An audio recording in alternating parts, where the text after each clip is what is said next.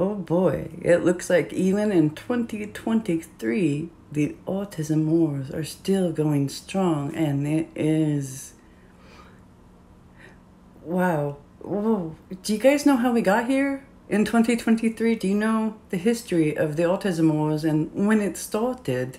And do you know where at in that you fall in? Because I think nowadays a lot of people don't even realize why they're saying things to me like, you're not really autistic, but what that means in terms of the politics and the culture and the stigma and legislation and money and power. That's what's all tied into this. This is not just us talking about this is my idea and my belief system, and therefore, no, it's no.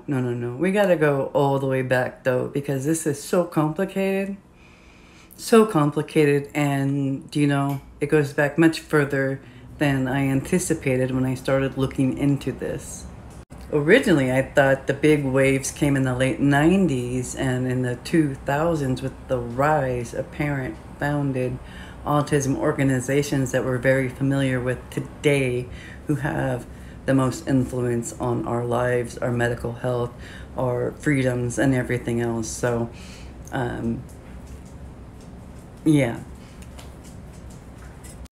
And then when I was learning about autistic history and the autistic civil rights movement, I learned about Jim Sinclair and their work and happenings and interactions with some of these organizations back in the 90s. So the early 90s and maybe the late 80s. So okay, so that's where it started, and we talk about autistic history and things like the Snore Wars, where we start seeing this division between parents of autistics and actually autistic people.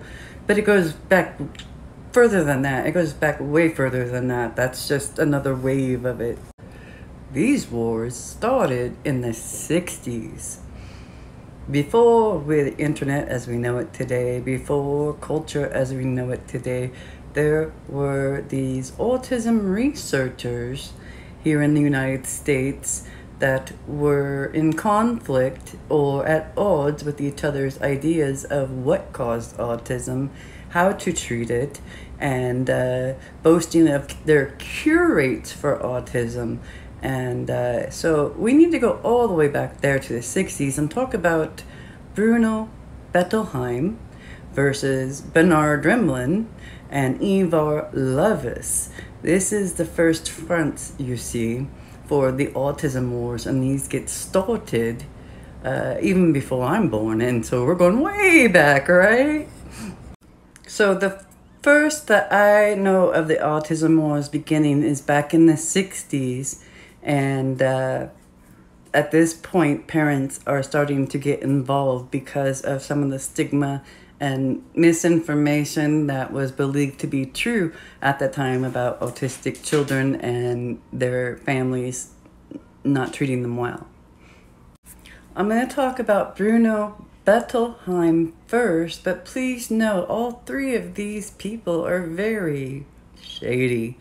Yeah, there's a lot of problems here in autism researcher land, but we'll get to that coming up. First, let's talk about Bettelheim and what he was sharing on his ideas of autism. Actually, it's way worse than shady. It's quite brutal, some of the history here, so just keep that in mind. So, Bettelheim believed that autism didn't have an organic base. He believed in a theory that was put out there by an earlier autism researcher, Leo Kanner. And this theory was titled, or eventually come to be known as, refrigerator mother's theory. This placed blame on the mother for their child being autistic, and they thought that the mother must be withholding affection, must not be warm, they must have a cold personality. and they somehow failed their child so deeply, their child went into this sort of state. I believe this person is known as psychoanalysis. So you can see why parents were in an uproar, but it gets worse. It gets worse than just the stigma and placing blame on the mother. Ugh. Bettelheim believed in order to help many of these autistic children, they would require a parentectomy. Parentectomy.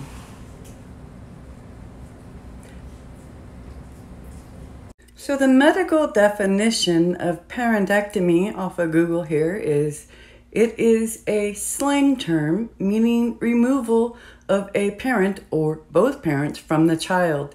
It is of relevance to the hospitalization of children, or perhaps another word, institutionalization, would fit here as well.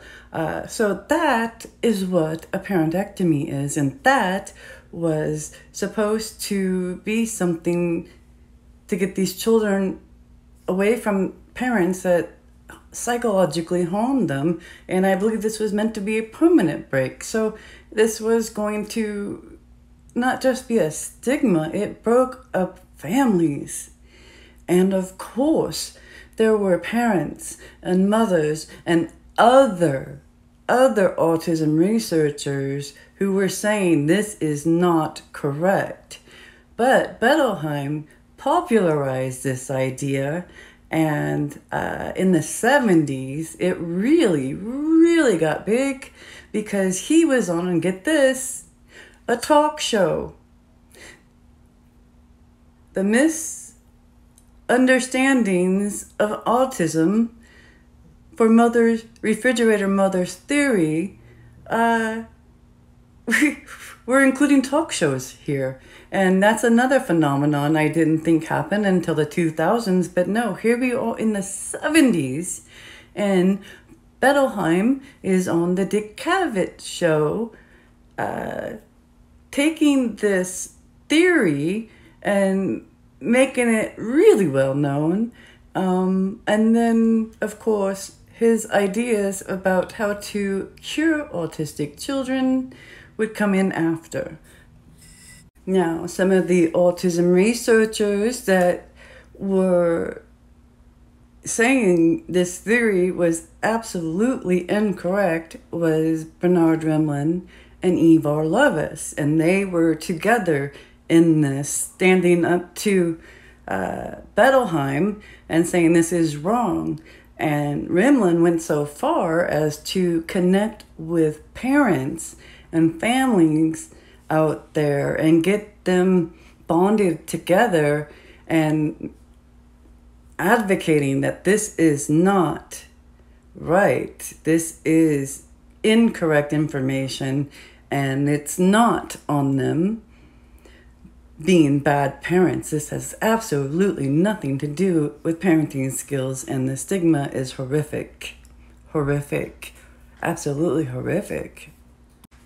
And Bernard Rimland and Ivar Lovaas had their own ideas of the causes of autism and the cures for autism and the cure rates that they could achieve if we all went that route, right? So it went so far in the 60s that Bernard Rimland and Ivar Lovaas joined together and founded the Autism Society of America, or ASA. And that organization is still in existence with us today. And so, yeah, there's sort of the format. You see the front set up right now with the Bettelheim versus Rimland and Lovaas. And so this is kind of where it starts, and this is where all the action is taking place. So I'm going to share more about this in a next video. There's so much autistic history to share. There's just, yeah, so definitely more videos.